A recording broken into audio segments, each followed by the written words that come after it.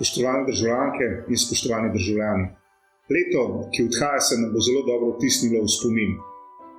To pa predvsem zaradi uspešnih korakov, ki smo jih skupaj s sodelavkami in sodelavci na Ministrstvu za notranje zadeve naredili v želji po modernizaciji in razvoju slovenske policije.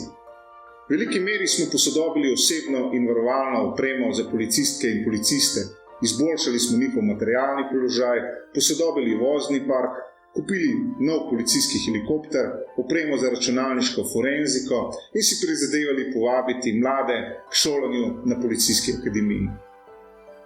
V naslednjem letu bomo kot država in posamezniki zopet postavljeni pred različne izzive, za katere verjamemo, da jih bomo skupnimi močmi uspešno rešili.